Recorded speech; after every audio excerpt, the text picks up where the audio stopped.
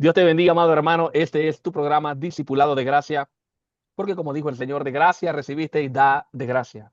Así que por la gracia del Señor estamos en este lugar y le pedimos a este Señor, a este Dios, que de su gracia, Señor, danos sabiduría para que este programa el día de hoy llegue a los corazones y no solamente ayúdanos a poder explicar bien este capítulo 16 del libro de Romanos, sino también a entender lo que cada hermano va a compartir. Le damos gracias a Dios por este día. Hoy estamos aquí en la cabina, nuestro hermano Miguel Vanegas, el hermano Fran Rivero y mi persona, John Pirela, para servirles en Cristo y esperando en el Señor poder ser edificados, como siempre, el día de hoy. Mi hermano Miguel, Sí, así es, hermano John y hermanos que nos escuchan este día, los hermanos acá presentes. Es un privilegio poder continuar con este estudio. Que el Señor les bendiga grandemente y todos atentos, ¿verdad? A poder continuar aprendiendo y edificándonos los unos con los otros. Dios les bendiga, hermanos. Amén, mi hermano Miguel, sí, hermano John, gracias por la invitación una vez más, ¿verdad? De estar aquí compartiendo junto con ustedes. Los hermanos que nos escuchan en la emisora, Dios les bendiga, espero que estén bien, que esté siendo una buena semana, que el Señor les esté ayudando en todas sus necesidades, asuntos, ¿no? Que se presentan en el día a día. Pedimos al Señor que los ayude, que les dé paz en sus corazones, que los pueda guardar en tranquilidad, que les dé confianza, que les dé fe, a pesar de todo lo que esté sucediendo. Oramos también por nuestros hermanos que están en enfermedad, que están en necesidad, pidiendo por ellos, por sus almas. Así que también, hermano John, hermano Miguel, pues a los que nos escuchan, ¿verdad? Si nos pueden dejar sus peticiones, bien sea por la emisora, bien sea por el canal de YouTube, que se encuentra como Discipulado de Gracia, John y Fran, así lo van a encontrar, es muy fácil de encontrar, ahí van a ver las enseñanzas o las playlists sobre Romanos y sobre diversos temas, ¿no? Así que bueno, aquí estamos por la misericordia del Señor para culminar, si es posible, esta carta, este último capítulo de la carta a los Romanos, una carta que ha sido de gran bendición, mis hermanos. Así que no sé qué más decir, mi hermano yo, mi hermano Miguel. Podemos hacer una lectura preliminar del capítulo, ¿no? Si no hay más nada que decir y hacer un repaso, ¿no? Creo que podemos hacer un repaso al final de lo que, algunas cosas que por lo menos nos llevamos puntualmente cada uno, ¿no? De esta carta. Está silenciado, hermano. sí, y no, y este capítulo 16 también toca un tema, podemos aprender mucho, mucho, mucho de este capítulo 16, a pesar de que son los saludos de Pablo, saludos personales de Pablo. Recuerden que Pablo no conocía a todos en la iglesia de Roma, pero Pablo nombra a muchas personas y cuando nombra a cada persona, Pablo habla de una característica de tal persona. Y aquí podemos ver cómo eran los cristianos, los primeros cristianos, cómo era la iglesia, cómo se manejaban estos hermanos. Podemos entender que el evangelio se vivió, se vive y se vivirá hasta que Cristo venga en comunidad. Y esta comunidad, esta unión, este amor entre hermanos debe ser protegida y debe ser valorada hasta el final. Y en esta carta, en este capítulo, en estos saludos, recordemos que cuando Pablo estaba escribiendo, él estaba haciendo, o cuando estaba dictando esta carta a Tercio, quien fue el que la escribió, el apóstol Pablo estaba siendo inspirado por el Espíritu Santo. O sea, Dios sabía que la iglesia iba a leer esto. Dios sabía que esta carta iba a llegar a nosotros. Y el Señor tiene una intención en cada palabra, en cada saludo, hermano. En cada saludo de este capítulo 16, yo estoy seguro de que hay una intención de Pablo, del Señor, del Espíritu Santo, para que la iglesia entienda a lo largo del tiempo cómo deben manejarse los hermanos, cómo deben ser los hermanos, cómo debe ser esta comunidad. Y Pablo comienza este capítulo 16 de esta manera. Os recomiendo además nuestra nuestra hermana Febe. Lo más seguro es que, y por lo que se ve, es que ella era la que traía esta carta, la que llevaba esta carta que el apóstol Pablo escribió a los romanos, la cual es diaconisa de la iglesia en Cencrea. Que la recibáis en el Señor como es digno de los santos y que la ayudéis en cualquier cosa en que necesite de vosotros, porque ella ha ayudado a muchos y a mí mismo. Aquí podemos ver la primera persona que nombra Pablo, una persona que había ayudado a muchos hermanos, aún al apóstol Pablo, y es digna de que los santos de Roma, los hermanos que están en Roma, la reciban, la ayuden, la apoyen y estén al pendiente de qué necesita la hermana Febe, porque ella es una servidora de Cristo y es una servidora de la iglesia. De esta manera, tan espectacular, tan hermosa, comienza el apóstol Pablo sus saludos a la iglesia de Roma. Sí, mi hermano John.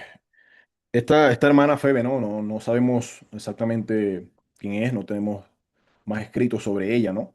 Pero el apóstol Pablo la recomienda ampliamente a la iglesia de Roma.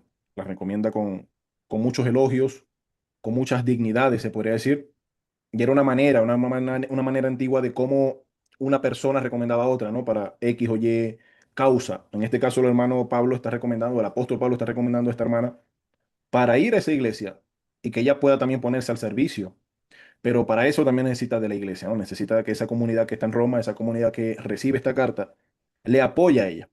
Y algo que a mí me impresiona en estos primeros 16 versículos, que creo que es el primer segmento de esta despedida o estas salutaciones finales de Pablo, es la cantidad de personas que el apóstol Pablo va nombrando y que siempre el elogio o las dignidades que él señala son su servicio en el Señor, su obra en el Señor, su entrega por la obra, su sacrificio por amor a la obra, por amor a los hermanos, por amor al apóstol Pablo incluso. Y es algo que vamos a ver en estos 16 versículos, ¿no? Pero esta hermana Febe es como la principal de esa persona, ¿no? La pone como de primera. Os voy a recomendar unas cosas y lo primero que les recomiendo es que reciban a esta hermana Febe, la cual está al servicio de la iglesia en Cencrea. Cencrea era un lugar, un puerto marítimo al oriente de Corinto. Entonces allí estaba esta hermana Febe. Que la reciban o que la recibáis, como dice la Reina Valera, en el Señor como es digno de los santos, ¿no? Como es digno de personas que profesan la fe en Jesucristo. Podemos también traducirlo de otra manera, ¿no? Los que han profesado la fe en Jesucristo deben recibir a sus hermanos como aquellos que son también santificados, apartados por el Señor, como aquellas personas que han sido limpiadas por la sangre de Jesucristo. Y esto es algo muy importante, ¿verdad? Algo muy interesante porque no debemos menospreciar a nadie, y mucho menos cuando esta persona, como Febe, ha tenido un testimonio de entrega, un testimonio de servicio a la obra del Señor. Hay que recibirla como es digno de los santos. Y algo que la iglesia debe hacer, que debe continuar haciendo, es mirar por aquellos, ¿verdad?, que ponen su vida al servicio de la obra o ponen su vida para el servicio de la obra del Señor, de la iglesia de Jesucristo. Estas personas, como también dice Pablo, los mismos ancianos, estas personas son doblemente dignas de honor. Estas personas, a pesar, además de ser lavadas por Cristo, ser santificadas por el Señor, gratuitamente por gracia a través de la fe, estas personas también viven esforzadamente por rendir, por dar su vida en la obra del Señor. Y algo que anticipo, ¿no? Algo que vamos a aprender en estos primeros 16 versículos es que Pablo pone un espejo muy, muy hermoso por la vida de sus hermanos, por los testimonios de sus hermanos. Pero para nuestra vida como iglesia actual o como cristianos actuales, para nuestra profesión actual, un espejo muy doloroso, porque estos hermanos no eran hermanos simplemente de profesión de fe, no eran hermanos nominalistas, no solamente personas que decían, yo creo en Cristo y ya, ¿no?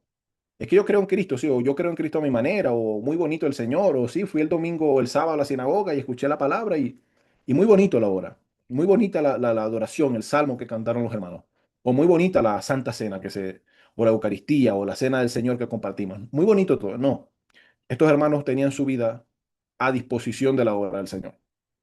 No es un mandato exacto en el sentido de que no todos tenemos que dejar toda nuestra vida, pero vamos a ver que Pablo recalca eso una y otra vez, nombrando a cada uno de estos hermanos. Entonces, el apóstol Pablo nombra, resalta, vamos a encontrar que no nombra, no dice saludos al profeta tal, o saludos al apóstol tal, o saludos al vidente. No, no. Él va saludando a esos hermanos que como Febe han puesto toda su vida a la obra del Señor. Mi hermano Miguel. Sí, muchas gracias, hermano Frank, hermano John. Muy, muy hermoso estos 16 versículos que ya hemos entrado ya en contexto. Y hay algo que, para variar, ¿no? De lo que nuestros hermanos ya han comentado al respecto. Algunos adjetivos que coloca el hermano Pablo en esta carta para referirse a sus hermanos en la fe es demuestran la relación cercana y de amor que él tenía con ellos. Por ejemplo, el primer convertido, estos que me han ayudado mucho, colaborador en Cristo, aprobado en Cristo, mis parientes y compañeros en prisión, que son del Señor, obreros del Señor, que han trabajado mucho en el Señor, escogido en el Señor y así entre otros, ¿no? Y es muy interesante, hermanos, porque Pablo no llega allí como un papa, digámoslo así, a imponer o a que le den algún tipo de pleitesía o de esperar pleitesía de ellos, más bien dicho, sino que él va y reconoce la labor ardua de estos hermanos, reconoce su entrega, reconoce su pasión que les ha llevado, como vamos a leer ahorita ya en el versículo 3, hasta exponer su vida. El versículo 3 dice de la siguiente manera: saluden a Priscila y a Aquila, mis colaboradores en Cristo Jesús, los cuales expusieron su vida por mí, a quienes no solo yo doy gracias, sino también todas las iglesias de los gentiles.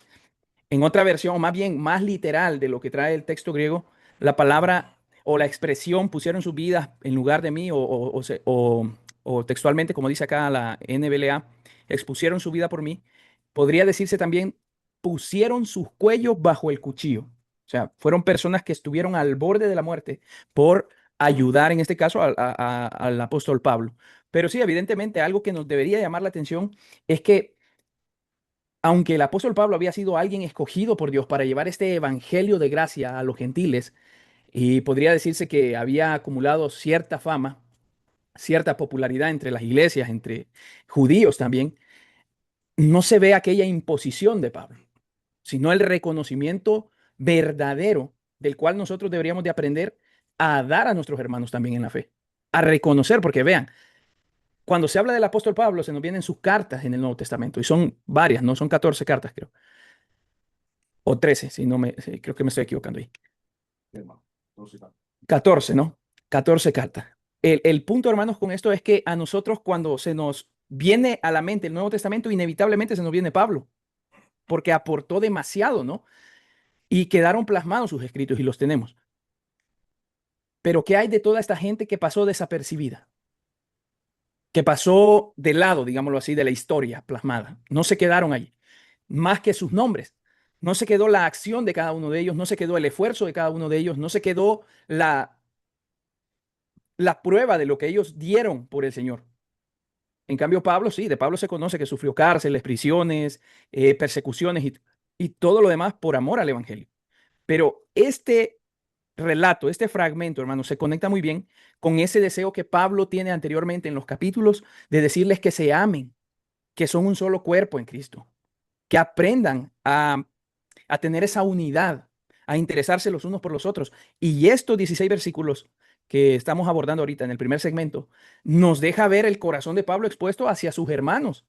Entonces es muy interesante, ¿no? Cómo él habla de Priscila, de Aquila, colaboradores en Cristo Jesús, que expusieron su vida por él, que les da gracias, o sea, estuvieron al borde de la muerte. Y nosotros de allí poder recibir esa enseñanza, aunque muchos pasaron desapercibidos, para Dios no. Dios estima la obra, la labor de cada hijo suyo y lo que aportan, hermanos que nos escuchan en estos momentos o que van a escuchar la transmisión. Sepa que lo que usted hace por el Evangelio a lo mejor no quedará plasmado en un libro, ¿no? Pero para Dios eso es de estima, de gran estima. Así que eso lo debemos de considerar al leer estos primeros versículos de este capítulo 16 y así nos adentramos a seguirlo eh, leyendo, ¿no? Y seguir aportando cada uno. Adelante, hermano John. Y, y hay algo que hay que tener en cuenta, y es que en el tiempo que Pablo escribe esta carta, aunque ya había persecución de los judíos a los cristianos, y no de Roma, porque cuando Pablo escribe esta carta, los judíos habían regresado a Roma, los cristianos, quizás tenían persecuciones, pero no eran persecuciones como las que se desarrollaron siglos después o años después de esta carta. Yo quiero que los hermanos tengan en mente el sacrificio, el peligro, lo que los hermanos de la iglesia primitiva hacían o arriesgaban para llegar a la comunión de la iglesia, o sea, para asistir a los servicios que ellos hacían al Señor. Por ejemplo, en el versículo 5 aparece que Dios conoce los primeros frutos de la obra. En el versículo 6, Pablo nombra a María, que trabajó mucho para la iglesia. En el versículo 7, nombra a Andrónico y a Junias, que no se sabe si Junia era una mujer o un hombre, porque el nombre, según los manuscritos, podían referirse a hombres o a mujeres, según los escritos antiguos. Andrónico y Junia, que habían sufrido prisión por Cristo. Del 8 al 15 nombra a cada creyente que tenían servicios diferentes en la iglesia. En el 16 dice, saludos unos con otros con óculos santos.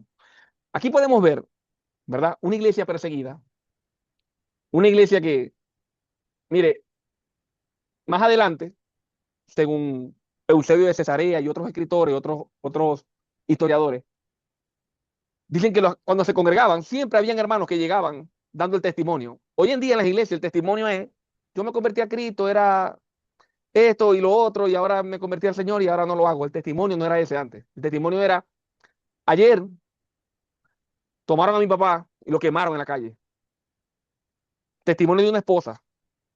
O llegaba el padre y decía, ayer a mi hijo lo mataron. O mi papá y mi hermano están presos y este domingo o este sábado lo van a soltar con las fieras, con los leones. Eso eran las noticias de ese tiempo. Y a ellos no les daba miedo. O sí les daba miedo, pero el miedo o esa presión no era suficiente para que ellos dijeran, no, yo voy a ser más prudente, yo no me voy a congregar. O no voy a ir este domingo a la iglesia. No, ellos iban. Los cristianos eran quemados en las calles de la ciudad. Bien dijo el Señor, seréis la luz del mundo. Porque en todos los sentidos estaban siendo la luz del mundo. En los postes lo quemaban y pasaban la noche quemando y alumbraban la ciudad con los cristianos. Y los cristianos viviendo esto, muchos llegaban sin un ojo, con un brazo herido, que pudieron escapar y así se congregaban. Ellos no faltaban a la iglesia, porque para ellos era más importante congregarse que la vida. Para ellos era más importante estar juntos que la misma vida. Y podemos ver al apóstol Juan, que fue el apóstol que más vivió, o el apóstol que murió de último, por así decirlo. En el capítulo 1, versículo 7 de Primera de Juan, dice que si andamos en luz, tenemos comunión uno con otro. Quiere decir que una persona que no tenga comunión con los hermanos ni con la iglesia, no puede andar en luz. Yo no creo que exista una persona que ame a la iglesia, que ame a Cristo, y que el domingo prefiera cualquier cosa antes que ir a la iglesia. Bíblicamente es difícil sostenerlo. Bíblicamente es difícil. La iglesia, el reunirnos como hermanos, la familia en Cristo, no es cualquier cosa. No es cualquier cosa. Y en estos saludos podemos ver una persecución y un amor que estaba por encima de la persecución, del terror, del miedo, de la presión que podía imponer Roma, el emperador, los judíos. El amor entre hermanos era más grande. Por eso, hermanos, yo estoy seguro que no congregarnos es muy malo, es muy grave. Y bien lo dice el libro de Hebreos, no os dejéis de congregar como muchos tienen por costumbre. Y es un libro escrito, una carta escrita en un tiempo donde los cristianos los mataban por ser cristianos. Tenían que llegar escondidos a la iglesia. Y hoy en día, por cualquier cosa, los cristianos dicen, no, hoy no voy a la iglesia. No, hoy no me voy a reunir con los hermanos. Y es una sola vez a la semana. 2 horas, 3 horas. A veces hasta 1 hora. Mire lo grave que estamos como iglesia. Lo grave que estamos como iglesia. Y yo quería resaltar esto, hermano, porque yo creo que esto es lo más importante. Lo que yo puedo ver en esta carta, en estos saludos. Un amor inmenso de Pablo por estos hermanos. Un amor como familia, como hermanos. Una unidad en medio de una persecución. En medio de una dificultad. Hermano Frank. Pues sí, hermano, es increíble la unidad que mantenían todos estos hermanos de las iglesias en el primer siglo, ¿no? Y creo que lo que menciona usted, hermano, yo es algo importantísimo, ¿no? O sea, el congregarse se ha vuelto también, no sé, una especie de un cumplir, ¿no? Yo cumplo, voy el domingo y ya se acabó. O sea, cuando debería ser un anhelo, un deseo ardiente, ¿no? Pero creo que esto viene también, y lo hemos tocado ya un par de veces, viene también con todo el surgimiento de ese individualismo, ¿no? Vemos como incluso, hablando en términos sociales, las personas, incluso en las redes sociales, con memes y todo el asunto, ¿no? Dicen, a mí no me llamen porque no voy a contestar. sea, el teléfono lo tengo es para ver memes y videos y ya. O sea, ya no nos preocupa siquiera saber cómo está un hermano biológico hablo, ni siquiera un hermano de la fe, ¿no? Que deberían tener, estar al mismo estatus, pero ni siquiera un hermano biológico, una madre, un padre. O sea, esa idea de que los quiero ver, de que quiero estar con ellos, quiero saber cómo están, eso como que ha ido menguando. Y la iglesia, que está constituida por personas, por individuos, resiente eso también. Entonces ya no hay un deseo apasionado o ardiente en nuestros corazones que nos haga ir a la congregación domingo a domingo, incluso en los días entre semana cuando se puede, a compartir con nuestros hermanos, ¿no? A compartir con esos hermanos en la fe, aquellos hermanos que comparten con nosotros la misma visión de la vida. Y no solo de esta vida, sino de la vida venidera. O sea, personas que están a la par, en línea con lo que tú crees y piensas. Y sin embargo, con esas personas no nos queremos juntar. No, no, nos parece engorroso estar metiéndonos, como dice el hermano John, 1 hora, 2 horas a la iglesia. Eso mejor lo invierto en una serie de Netflix, ¿no? Me veo unos 4 capítulos de una serie y me resulta mejor, más excitante o estimulante, ¿no? Entonces, es increíble, hermano, es increíble, pero también muy lamentable eso que sucede, ¿no? Sin embargo, como decía el hermano John, el hermano Pablo, el apóstol Pablo menciona a una serie de personas que su vida era precisamente el servicio al Señor, una vida apasionada por la obra del Señor. Y mencionábamos, ¿no? Menciona también hermano Miguel, el versículo 3 donde habla de Priscila y Aquila, mis colaboradores en Cristo, ¿no? Estos hermanos eran unos colaboradores en Cristo. Estos hermanos podían llegar y en donde llegaran, entonces iban a ser unos colaboradores del apóstol Pablo. O estos son servidores de la iglesia, ¿no? O sea, iban a ser señalados por algo objetivo, algo que habían hecho, algo tangible para los oyentes, los lectores de esta carta y también para los que hacían vida en cada una de las comunidades donde ellos pudieran ir. Eran unos colaboradores del Señor. Y eso, pues querámoslo o no, es una exhortación a nosotros, ¿no? Porque estamos llamados a eso. No colaboradores para nuestra salvación, pero sí colaboradores del reino. O sea, nosotros somos parte importante del plan de evangelización, de la gran comisión. Nosotros somos parte de eso. No somos simplemente espectadores, no tenemos que mirar nuestra fe como simplemente ir el domingo a expectar qué pasa. Y bueno, hasta ahí se acabó, ¿no? Estamos llamados a ser colaboradores, así como Priscila y Aquila. No del apóstol Pablo, quizá no del apóstol Pablo, alguien tan importante como el apóstol Pablo, pero sí colaboradores de Jesucristo, alguien mucho más importante que el apóstol Pablo. Entonces estamos llamados a ser colaboradores de Jesucristo. Y eso debería pesar mucho más, ¿verdad? En nuestras espaldas, en nuestros hombros. No como un legalismo, no como un legalismo, sino como viendo a quién le sirvo yo, ¿no? Eso debería hacer arder nuestros corazones. O sea, cuando tú tienes un hijo o tu esposa y amas a tu hijo y amas a tu esposa, tú sabes que el esfuerzo que hagas por ellos vale. El esfuerzo que tú hagas por ese hijo, por esa hija, por ese esposo, por esa esposa, vale mucho. Esa persona lo vale. Y aquí estamos hablando de Jesucristo, nada más y nada menos. El Rey, el Señor, el Mesías, el Rey de Reyes, el Señor de Señores. El Dios del universo, delante de quien todas las rodillas se va a doblar. Entonces, para nosotros no debería ser cosa ligera, ¿no? No estar siendo esos colaboradores, esos sembradores, en el sentido de Pablo y Apolo sembraron, ¿no? No en el sentido del Evangelio de la Prosperidad, de siembra tu dinero, no. En el sentido de sembrar la palabra, de aquellos que son embajadores del reino, de aquellos que llevan las buenas nuevas, de aquellos de quienes se dice hermosos los pies de quienes anuncian la paz. Nosotros deberíamos estar, al igual que Febe, a la hermana Febe, o al igual que Priscila y Aquila, deberíamos estar apasionados por eso, por vivir en esa obra. Si estamos siendo simplemente espectadores, bueno, hay que revisarnos un poco, ¿verdad? Algo de pronto esté funcionando mal. Versículo 4. Priscila y Aquila expusieron su vida. Ellos pusieron su vida. Y hermano Miguel, hermano John, a mí me parece increíble, ¿no? Y yo reflexiono tanto porque muchas veces cuando se discuten algunos temas entre hermanos, entre cristianos, entre evangélicos, al mencionar la cuestión de hacer un esfuerzo por la obra, la primera reacción es que esto no es un legalismo, o es que esto no es un club social, o es que esto es salvación por gracia, ¿no? O sea, el cristianismo que vivían estos hermanos y el cristianismo que nosotros pretendemos vivir hoy, dista mucho, muy distinto, es muy diferente. Y hermanos, eso debería llamarnos, ¿verdad?, a la reflexión. ¿Por qué? Porque yo vivo de una manera tan distinta como vivieron mis hermanos en el primer siglo. Oidores de Pablo y Pablo oidor de Cristo. O enseñados por Pablo, quien fue enseñado a su vez por Cristo. O sea, eso debería darnos a nosotros una exhortación muy grande. Hermano Miguel. Sí, así es. Continuamos entonces con el versículo 5 y la idea es la misma, ¿no? Continúa ahí. Dice, saluden también a la iglesia que está en su casa, hablando precisamente de los hermanos Priscila y Aquila, que eran colaboradores de Pablo. Y dice, saluden a los que están en su casa, a la iglesia que está ahí. Saluden a mi querido hermano Epeneto, que es el primer convertido a Cristo en Asia. Imagínense qué privilegio, ¿no? Saluden a María, que ha trabajado mucho por ustedes. Saluden a Andrónico y a Junias, mis parientes y compañeros de prisión, que se destacan entre los apóstoles y quienes también vinieron a Cristo antes que yo.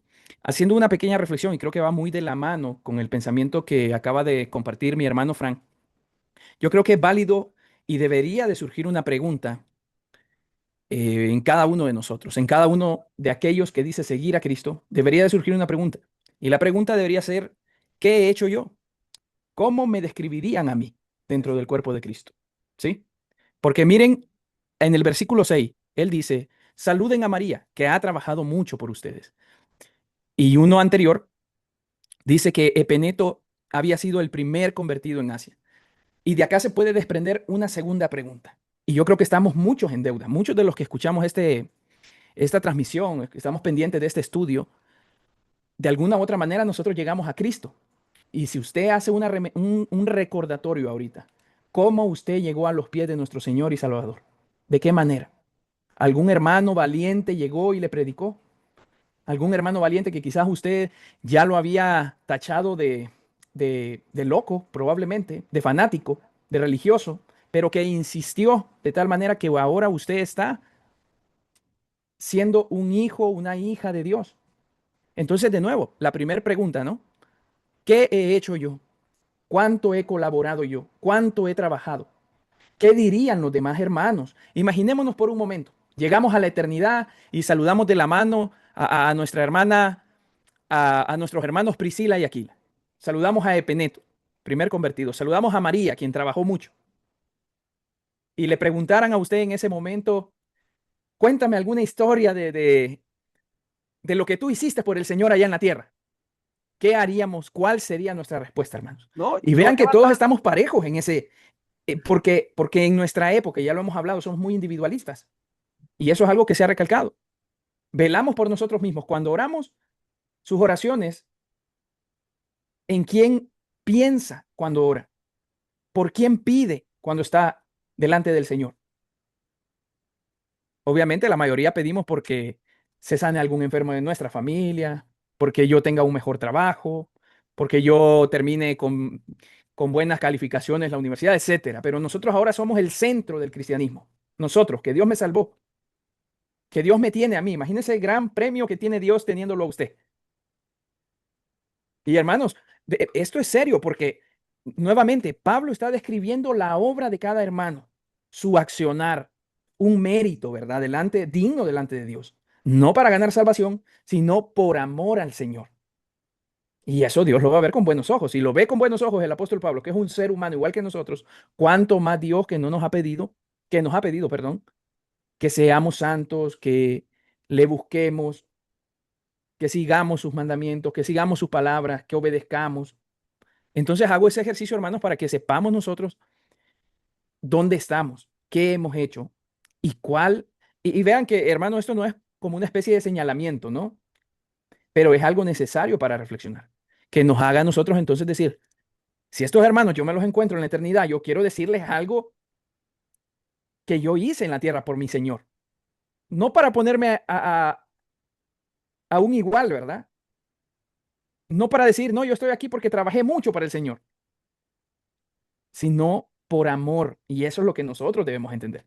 Porque si nosotros decimos amar a nuestro Señor, debemos de demostrarlo con esas acciones. Y yo espero en Dios que esto pueda estar tocándonos a todos, hermanos, nuestro corazón. ¿Qué he hecho yo por Él? De alguna u otra manera, esto nos insta a seguir el ejemplo. Si nosotros vamos a Hebreos 11, es igual. Héroes de la fe.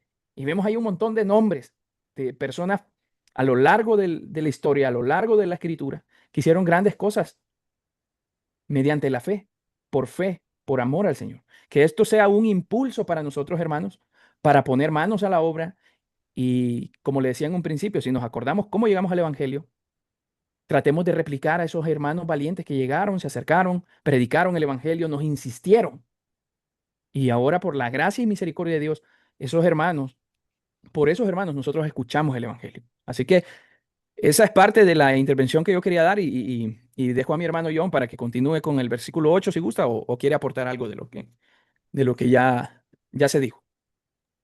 No, nada que sumar, yo creo que está bien. El versículo 8 dice, saludad amplias, amado mío en el Señor. Amado mío en el Señor. El 9 dice, saludad a Urbano, nuestro colaborador en Cristo Jesús, y a Estaquis, amado mío. Saludad a Apeles, aprobado en Cristo. Saludad a los de la casa de Aristóbulo. Algunos piensan que Aristóbulo no se había convertido, pero era la cabeza de ese hogar y los demás sí se habían convertido. Todos menos él. Algunos piensan eso, por como Pablo dice. Saludó a los de la casa de Aristóbulo. Otros dicen que no, que lo está saludando a todos, contando al propio Aristóbulo. Saludad a Herodión, mi pariente. Saludad a los de la casa de Narciso, los cuales están en el Señor. 12 dice, saludad a Trifena y a Trifosa, nombres hermosos para sus hijos cuando tengan, ya saben ya, hermano, las cuales trabajan en el Señor. Saludad a la amada Pérsida, la cual ha trabajado mucho en el Señor. Y aquí en el versículo 13 podemos ver el saludo de Pablo a Rufo. Y esto tiene algo muy, muy hermoso, porque Rufo no es cualquier nombre en la Biblia. En el versículo 13 dice, saludad a Rufo, escogido en el Señor, y a su madre y mía. No era que la madre de Rufo era como la Virgen María, como los católicos piensan que es la Virgen María, sino que era un saludo, una forma de demostrar el amor que Pablo tenía por esa familia. Ahora, la pregunta es, ¿quién es Rufo? Muchos saben quién es Rufo, pero otros no. En el Evangelio de Marco, un evangelio que fue dirigido a los romanos, Marcos, capítulo 15, versículo 21, leemos de esta manera. Y obligaron a uno que pasaba, Simón de Cirene, padre de Alejandro y de Rufo, que venían del campo, a que llevase la cruz. No sé si usted ha visto una película o ha leído en la Biblia, que cuando Cristo iba camino al Calvario con la cruz, un hombre llamado Simón de Cirene, a quien los soldados le obligaron a llevar la cruz. Y este hombre llevó esa cruz. Este Simón de Cirene es el padre de Rufo. Por eso, Marco, que fue dirigido a los romanos cuando envía el evangelio, dice que obligaron a Simón de Cirene, el padre de Alejandro y de Rufo. De entre los hermanos que estaban en Roma, Rufo era hijo de este hombre que había llevado la cruz del Señor. Ahora, ¿qué pasaría en la vida de este hombre, de Simón de Cirene, que más adelante podemos ver a Pablo escribiendo una carta a los romanos y hablando de la casa, de la familia de Simón de Cirene, como escogidos en el Señor, como amados en Cristo, como una familia en Cristo Jesús? El impacto que tuvo en Simón de Cirene, imagínense lo que pasó por el corazón, por la mente de Simón de Cirene más adelante cuando se convierte a Cristo. Saber Simón de Cirene que él llevó el madero del Cordero de Dios que quitó el pecado del mundo. La cruz no fue cualquier cosa y estuvo en los lomos del padre de Rufo. Y aprovechando este versículo, quiero aclarar, repetir otra vez qué es el Evangelio y qué es la cruz de Jesucristo. La cruz de Jesucristo, hermano, no fue cualquier madera. En ella el Señor, nuestro Señor Jesucristo, llevó el pecado de la humanidad para que todo aquel que en él cree no se pierda, sino que tenga vida eterna. No hay otro camino, no hay otra puerta. Él es el camino, Él es la verdad, Él es la vida. No hay un nombre dado a los hombres por el cual pueden ser salvos. El único es el nombre de nuestro Señor Jesucristo. Si hoy oí su voz, no endurezcáis tu corazón. Ven a Cristo, arrepiéntete, escucha su voz, acércate a Él y Él te dará perdón, te limpiará. Y si tus pecados son negros como el carbón, Él los volverá como blanca lana. Porque si alguno está en Cristo, nueva criatura es. Las cosas viejas pasaron. Él te va a limpiar desde cero. Comenzarás una nueva vida solamente en Cristo. Quien murió en la cruz, en ese madero que cargó el padre de Rufo. Por eso este versículo 13, este saludo, es muy especial en la Biblia. Saludar a Rufo, escogido en el Señor, y a su madre y mía. Pablo quería a la madre de Rufo también como a su propia madre. Esta señora y esta familia eran especiales en la iglesia del Señor. No eran divinos, pero sí tenían un cariño especial por ellos. Amén, amén. Yo solamente quería agregar algo sobre el versículo 5, donde habla de las casas, ¿no? De las reuniones en casas. Y vean lo que dice este comentario de un hermano llamado Craig Kinner. Él dice, las sinagogas y otras asociaciones pobres se reunían a menudo en los hogares hasta que pudieran costear edificios. Durante los primeros 3 siglos, ¿verdad? De la iglesia, ellos se reunían sobre todo en casas. Ellos se reunían sobre todo en casas. Ahí era donde se reunían los hermanos, los cristianos, ¿no? Y prodigaban o gastaban. O sea, se reunían en casa precisamente para no gastar en edificios, pero gastaban recursos en cambio en actividades como el cuidado de los pobres y la liberación de los esclavos. O sea, pagando una especie de fianza a aquellos hermanos que eran convertidos, pero que eran esclavos, y gastaban su dinero en la ayuda de los pobres, ¿no? Hoy el orden de esas cosas más bien está invertido. Hoy en día muchas iglesias gastan, y yo particularmente asistí a una, comencé a asistir en una. Es más, me convertí en esa iglesia, por decirlo así, o asistiendo en esa iglesia, ¿no? Donde el gasto, donde las siembras, donde las primicias, todo el asunto iba para el lugar. Comprar un mejor aire, comprar unas pantallas más grandes, etcétera, etcétera. Unas sillas más bonitas o más sillas. El gran grueso, sino que el total de lo que entraba en ofrendas, en diezmo, lo que fuese, se iban en ese tipo de actividades, ¿no? Y es algo que lastimosamente, ¿no? Yo sé que no solamente pasa ahí en esa congregación donde yo comencé, pasa en muchas congregaciones. No puedo decir todas, pero sé que pasa en muchas, porque es un modelo repetitivo, un modelo que se repite, donde las iglesias pretenden tener un templo bonito, con luces de neón, con buenas pantallas, con buen sonido, con buen púlpito o un buen escenario, para tener una buena ponencia, para que se vea estético, para que se vea bonito, para que se vea atractivo. Pero en esas obras de caridad, y ojo con esa palabra, ¿no? Que no le asombra a nadie, esas obras de amor, esas obras de piedad, esas obras de caridad, de corazón, de amor, escaseamos muchas veces. Entonces la iglesia, el presupuesto de la iglesia se gasta en un montón de cosas, pero donde lo gastaban los hermanos en los primeros siglos, no, ahí, por ahí no se va, por ahí no va la cosa. No se gasta el dinero en ayudar al pobre, o a la viuda, o al necesitado. Es más, hacer esto muchas veces en muchas iglesias lo catalogan como ese activismo social. Es que no somos un club social, es que no somos un movimiento social. Error, error, hermano, es un error. La iglesia se supone que es la sal de la tierra. ¿Y cómo somos sal? Siguiendo el ejemplo de Cristo. ¿Y cómo anduvo Cristo? Haciendo bien a todos los hombres con los que se topó. O sea, el cristiano, no digo despilfarrar, el cristiano, vean, para todo hay orden. El cristiano tiene responsabilidades con su hogar primeramente, así como todo el resto de personas. Tiene responsabilidades con su hogar primeramente, con sus hijos, con su familia. Pero luego el cristiano tiene una responsabilidad con Cristo.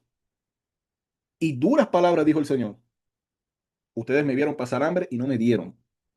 Ustedes me vieron pasar sed y no me dieron agua, no me alimentaron, no me cubrieron, no nada. Yo me pregunto, ¿será que esas palabras de Jesucristo eran solamente para Israel en ese momento? ¿Será que esa parte de la escritura no es inspirada, no es infalible, no es inerrante? La iglesia debe tomar en cuenta eso, ¿no?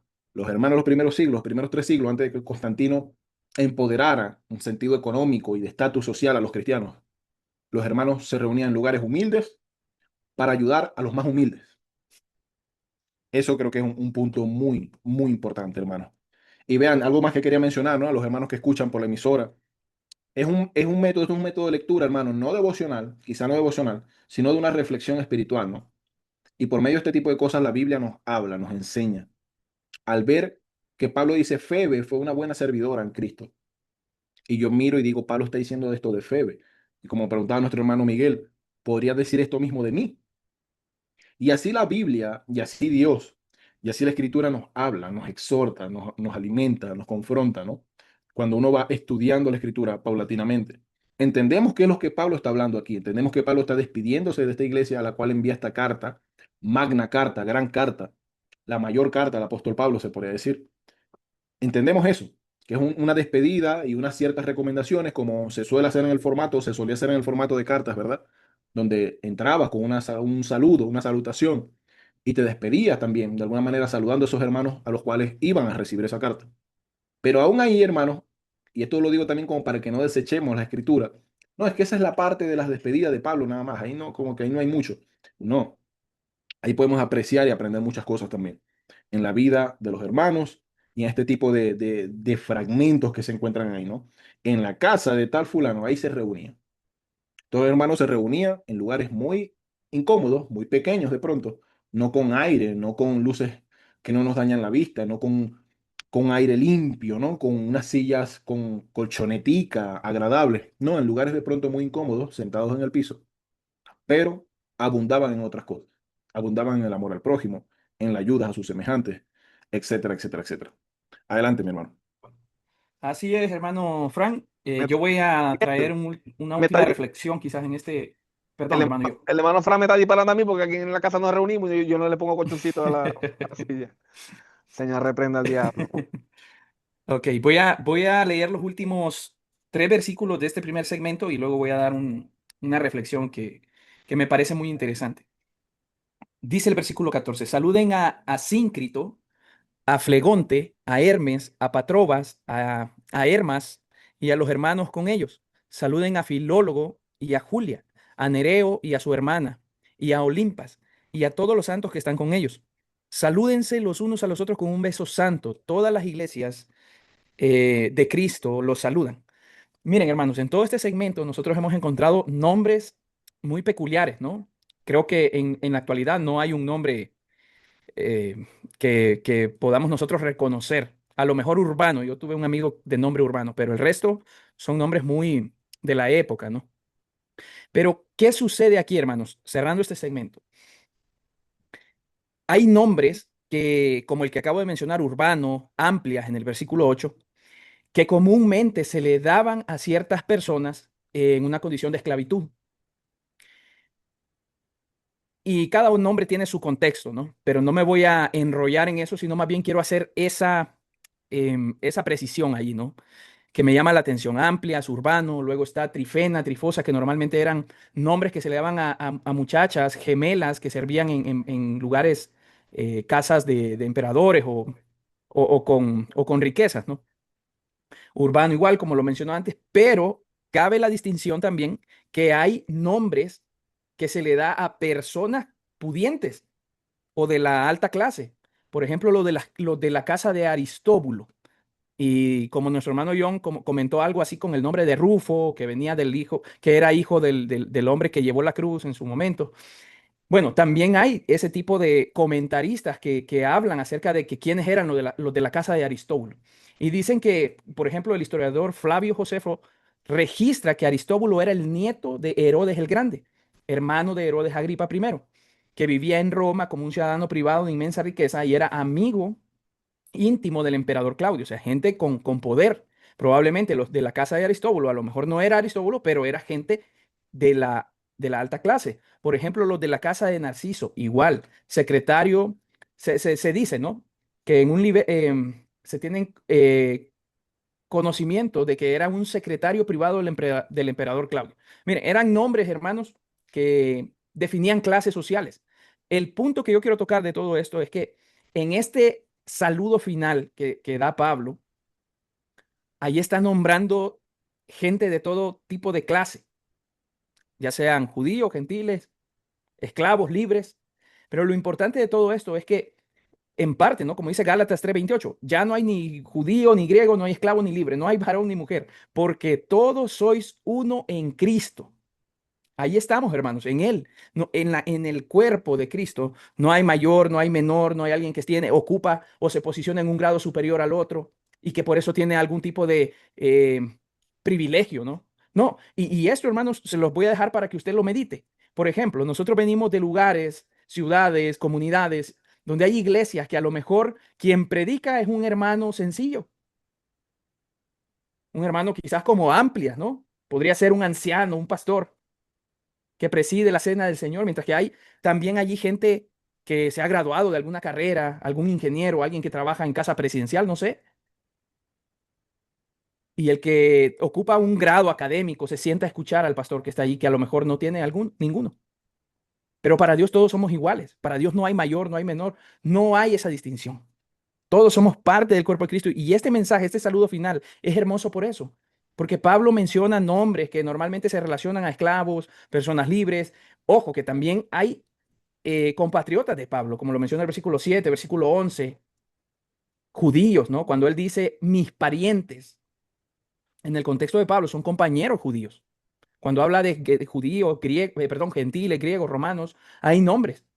Estaquis, Patrobas, Julia, Rufo, Justo, entre otros, ¿no? Entonces ahí se ve hermoso eso, hermanos, la diversidad que hay dentro del cuerpo de Cristo, pero que Pablo a cada uno le reconoce su obra, le reconoce su labor, y qué ejemplo para nuestros días, hermanos, donde hay tristemente, ¿no?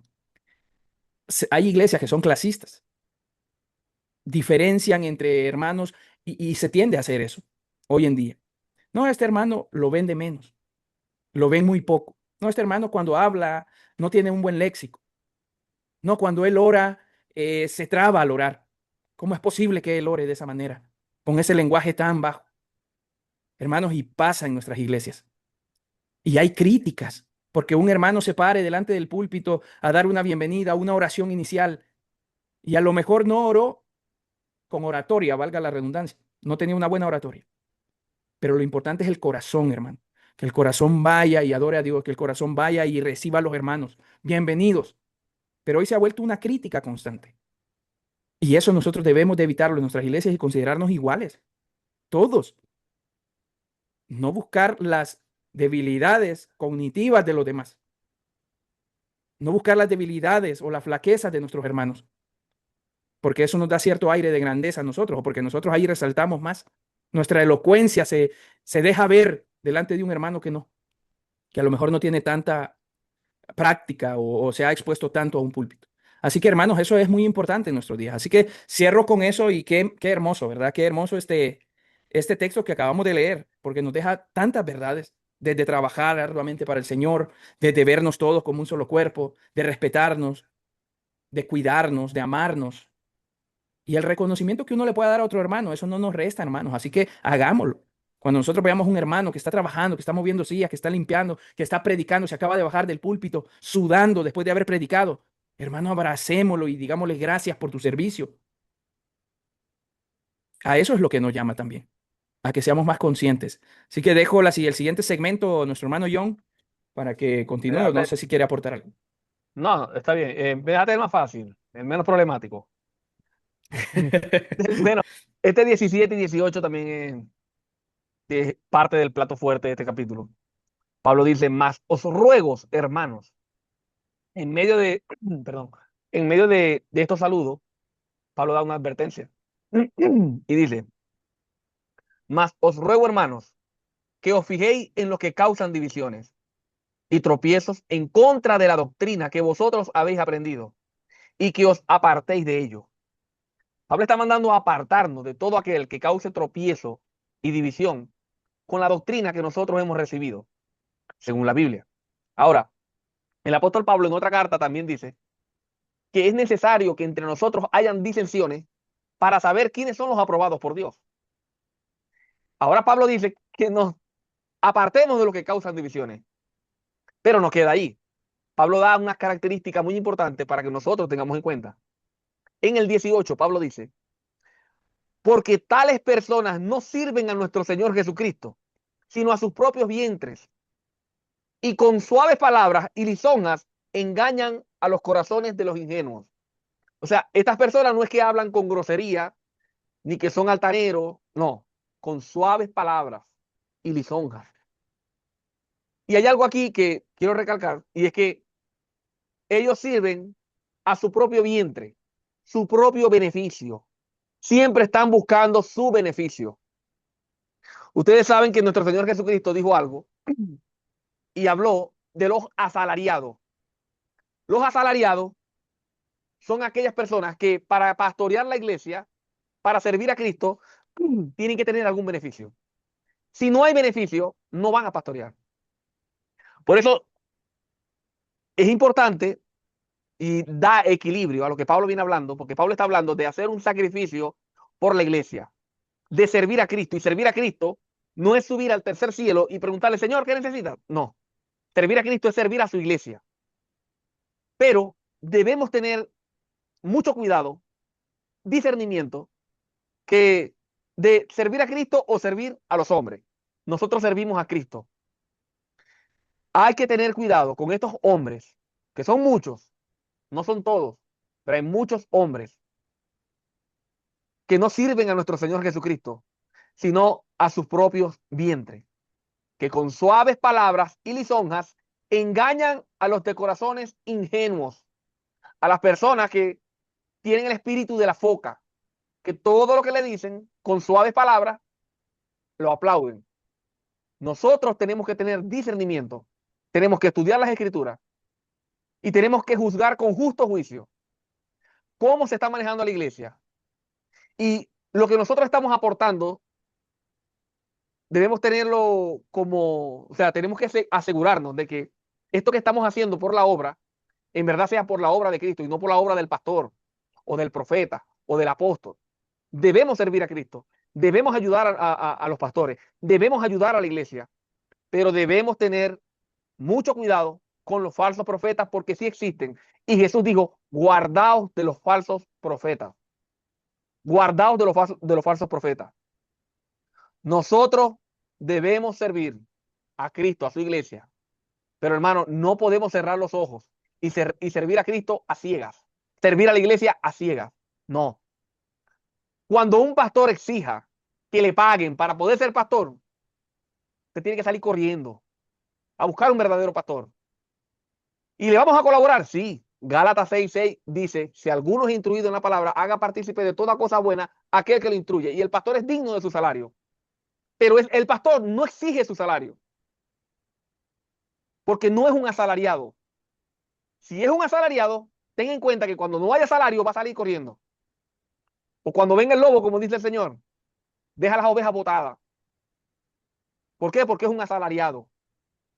Aquí en los Estados Unidos y muchos países hay denominaciones que te dicen, bueno, ¿quieres ser pastor? Si eres pastor, por ejemplo, yo envío a Miguel como pastor y a Miguel le van a dar un prospecto, más de $100,000,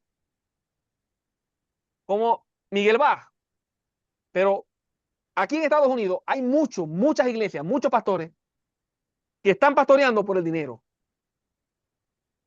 Y otros que sin dinero están haciendo más trabajo. O sea, no podemos generalizar y decir que todos los pastores son ladrones, pero sí debemos tener en cuenta esto. Tenemos que abrir los ojos y saber cuando alguien en verdad sirve a Cristo y entrega su vida, entrega su tiempo, entrega lo que es y se le ve el sacrificio por la obra del Señor. Porque hay otros que sacrifican todo, pero es por el dinero. Y nosotros no podemos ser ingenuos, sino juzgar con justo juicio, velar en estas cosas, mirar, abrir la Biblia, orar, tener discernimiento, servir a Cristo con el corazón, servir al pastor, servir a la iglesia, ofrendar. Todo eso es bueno, pero con los ojos abiertos. Con los ojos abiertos. Cuando usted vea a un pastor, un profeta, un pseudoapóstol, buscando la manera de ser él el capitán del barco y llevar la cabeza, la batuta, y que el dinero venga todo como un colador hacia él, salga corriendo y busque la verdadera iglesia de Cristo. Y esto lo digo con toda la responsabilidad de la palabra. Ofrende, trabaje, sirva, pero con los ojos abiertos. No sea un ingenuo. Ahí, hermano Fran. No, mi hermano, ya yo creo que viene la doxología.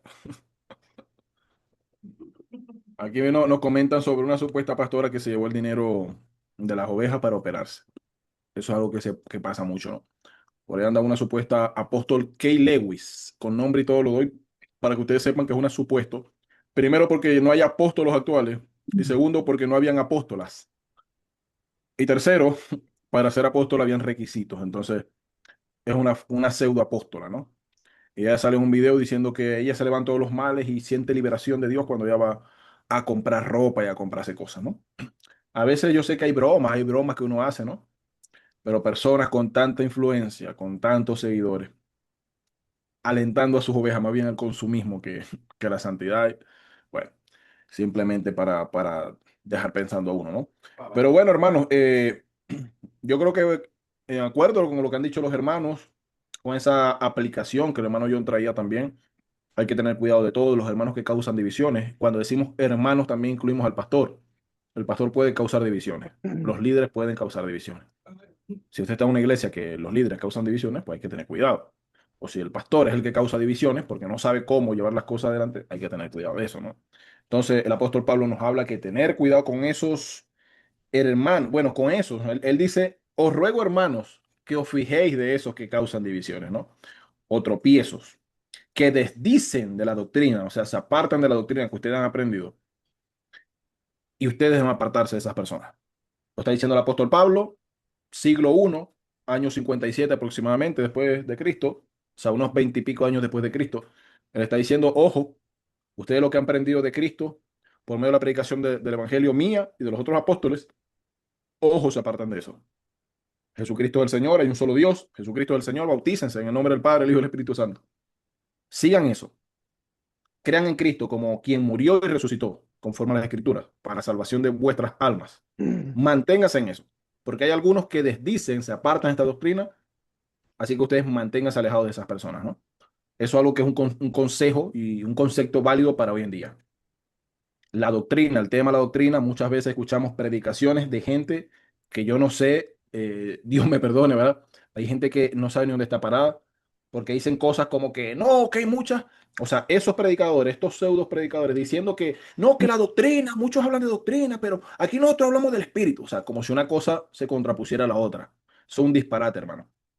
El conocimiento verdadero de Jesucristo, ¿verdad? Ese es el que nos lleva a acceder a Él, o sea, es el que nos lleva a buscarlo. Cuando sabemos quién realmente es Jesucristo, cuando entendemos, al oír la palabra, la fe viene por el oír, y al oír por la palabra, al oír la palabra y entender quién es Cristo, qué ha hecho, quiénes somos nosotros, qué debemos hacer, es que lo buscamos, o es que accedemos o confesamos su nombre, creemos a ese evangelio. Entonces, la teología no se puede dejar de lado, eso es un disparate garrafal, cósmico. Amén. Entonces, hermanos, quiero leer la doxología final, porque creo que es muy hermosa. No pudimos resumir toda la carta, ya no se nos acaba el tiempo, pero sí quiero terminar con esto. Así termina la carta. Yo creo que no hay nada más que agregar en ese sentido. El apóstol Pablo dice en el versículo 25, después de haber hablado del pecado del hombre, de Jesucristo, nacido conforme a la carne de David, de que todos hemos pecado, pero que el Espíritu nos alienta, en el capítulo 8, de esas tribulaciones momentáneas que vienen, pero que el Espíritu intercede por nosotros, de las divisiones que se dan en la iglesia, pero que tenemos que renovarnos nuestras mentes, de saludar a Junia, a Febe, a Amplias. Él viene y dice, y al que puede consolidaros según mi evangelio y la predicación de Jesucristo, a ese Dios que puede consolidarlos a ustedes según ese evangelio, esa predicación, a él, ¿verdad? Según la revelación del misterio que ha sido mantenido en silencio desde tiempos eternos. Ese misterio podíamos alucir al misterio de la iglesia, de que Dios tenía un plan para salvar a todos mediante el sacrificio de Cristo, algo que era un misterio, pero que ahora ha sido, ¿verdad?, revelado, pero ha sido manifestado ahora y que mediante las escrituras de los profetas, según el mandamiento del Dios eterno, se ha dado a conocer a todas las gentes. Según ese evangelio, ese mensaje que estaba revelado ahora mediante las escrituras se revela a toda la gente para obediencia a la fe, para que obedezcan todas las personas a la fe de Jesucristo, para que todos accedan a creer en Él, a poner su confianza y su vida en Él. Este es mi Señor, este es mi Dios, en Él voy a confiar.